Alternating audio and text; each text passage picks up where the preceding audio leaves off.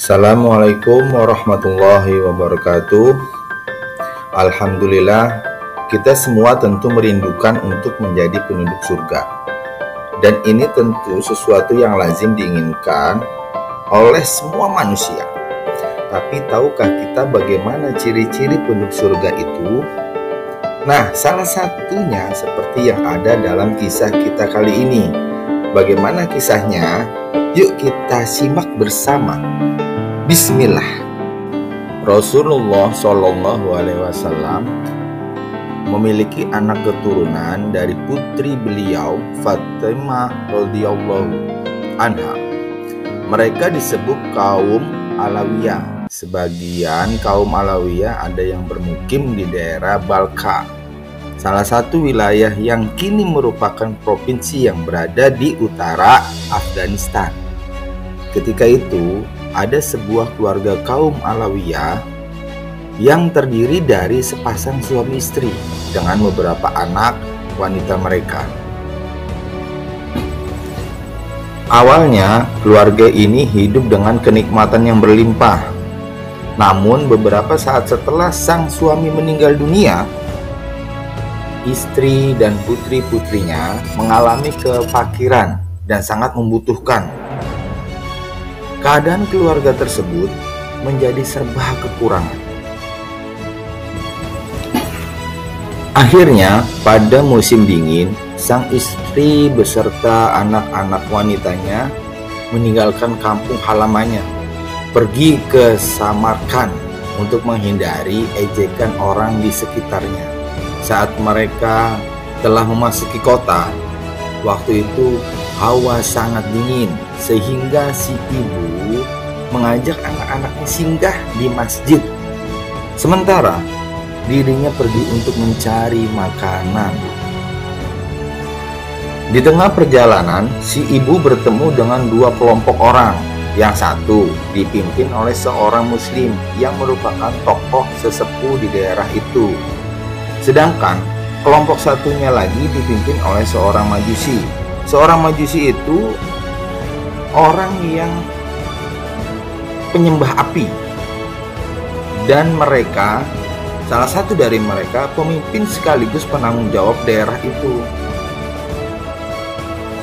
Sang ibu tersebut lalu menghampiri tokoh sesepuh yang muslim dan menjelaskan mengenai dirinya serta berkata, "Aku mohon agar Tuhan berkenan memberikan makanan untuk keperluanku malam ini. Tunjukkan bukti-bukti bahwa dirimu benar-benar bangsa Alawiyah," kata tokoh orang muslim di daerah itu. "Di daerah ini tidak ada orang yang mengenaliku," kata sang ibu tersebut. Sang tokoh itu pun akhirnya tidak menghiraukan. Lalu si tokoh sesepuh muslim itu berpaling darinya. Sang ibu tersebut pun berjalan meninggalkannya dalam keadaan kecewa dan bersedih. Kemudian sang ibu tersebut mendatangi orang majusi, pemimpin daerah tersebut, dan menceritakan kondisi dirinya. Dia hendak memohon bantuan kepada si orang majusi tersebut. Setelah sang ibu menjelaskan tentang dirinya, lelaki majusi tersebut kemudian memerintahkan kepada salah seorang anggota keluarganya untuk datang ke masjid bersama si ibu tersebut. Akhirnya dibawalah seluruh keluarga sang ibu tersebut dibawa ke rumahnya untuk tinggal di rumah orang majusi itu. Lelaki majusi lalu memberikan makanan kepada mereka dengan makanan yang paling enak dan memberikan mereka pakaian dengan pakaian yang paling baik. Semalaman mereka berada di rumah lelaki majusi tersebut dengan penuh kenikmatan dan kemuliaan. Pada saat tengah malam, sesepuh yang muslim bermimpi dalam tidurnya seakan-akan kiamat telah datang dan panji kebenaran berada di atas kepala Rasulullah Shallallahu Alaihi Wasallam. Tiba-tiba tampak sebuah istana dari jamur hijau. Terasnya terbuat dari mutiara dan yakut. Di dalamnya terdapat kubah-kubah terbuat dari mutiara dan marjan. Pada Rasulullah SAW, dia lalu bertanya, "Wahai Rasulullah, milik siapa istana ini?" "Milik seorang muslim yang mengesahkan Allah," jawab Rasulullah. "Wahai Rasulullah, saya seorang muslim yang bertauhid," jawabnya. Rasulullah SAW bersabda, "Tunjukkan bukti dan saksi bahwa engkau seorang muslim yang bertauhid." Dia pun kebingungan atas pertanyaan Rasulullah. Rasulullah SAW bersabda, "Ketika seorang perempuan Alawiyah minta tolong kepadamu, engkau berkata kepadanya, 'Tunjukkan bukti kepadaku bahwa kamu seorang Alawiyah.' Karenanya, demikian juga yang harus kamu lakukan, yaitu tunjukkan dahulu mengenai bukti diri kamu sebagai seorang muslim kepadaku." Lantas lelaki muslim itu terjaga dari tidurnya dan air matanya pun jatuh berderai karena telah menolak perempuan Alawiyah dalam keadaan kecewa. Dia kemudian berkeliling daerah itu untuk mencari wanita Alawiyah tersebut yang pernah memohon pertolongan kepadanya, hingga dia mengetahui di mana kini wanita tersebut berada, yaitu di rumah orang Majusi.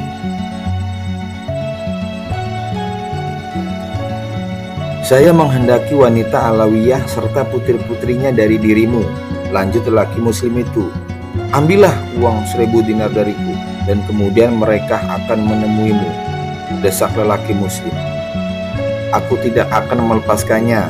Tidak ada jalan bagiku melakukan hal ini. Sungguh saya telah memperoleh berkah dari mereka," jawab lelaki Majusi itu.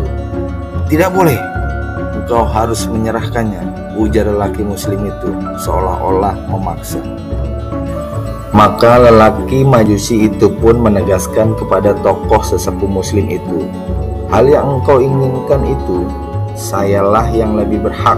Sedangkan istana yang engkau lihat di dalam mimpi memang diciptakan untukku.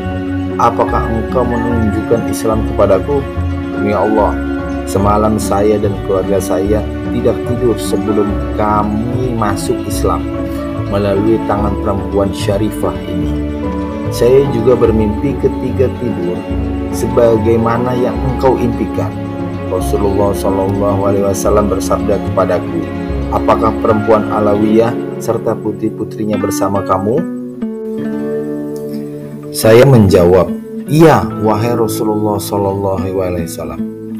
Beliau SAW bersabda, "Istana itu untukmu dan keluargamu. Kamu dan keluargamu termasuk penduduk surga. Karena Allah sejak zaman azali dahulu telah menciptakanmu sebagai orang mukmin." Sabda Rasulullah kembali. Kemudian orang muslim tersebut pulang dan membawa kesedihan dan kesusahan yang hanya diketahui oleh Allah Subhanahu wa Ta'ala. Oleh karena itu, lihatlah berkah dan kemuliaan berbuat baik kepada para janda dan anak yatim.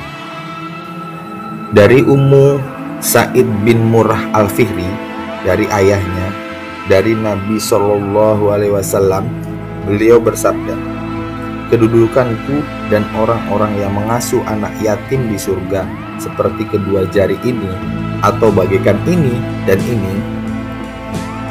Hadis riwayat Bukhari. Dari Abu Hurairah radhiyallahu anhu, dia berkata bahwa Rasulullah SAW bersabda, "Orang yang berusaha menghidupi para janda dan orang-orang miskin laksana orang yang berjuang di jalan Allah." Al-Ka'nabi, yaitu gurunya Imam Bukhari dan Muslim, berkata, "Aku sangka itu seperti orang yang sholat malam, yang tidak pernah merasakan lelah, dan yang berpuasa, yang tidak pernah berhenti berpuasanya." Hadis riwayat Bukhari dan Muslim. Demikianlah kisah kita kali ini. Semoga banyak hikmah dan pelajaran yang bisa kita ambil manfaatnya. Dan semoga Allah Subhanahu wa Ta'ala mengizinkan dan meridhoi kita tetap berada dalam barisan umat Nabi Muhammad SAW. Amin amin ya robbal alamin. Tetap berbuat baik dan berikhlas. Wabillahi taufiq wal hidayah. Wassalamualaikum warahmatullahi wabarakatuh. See you.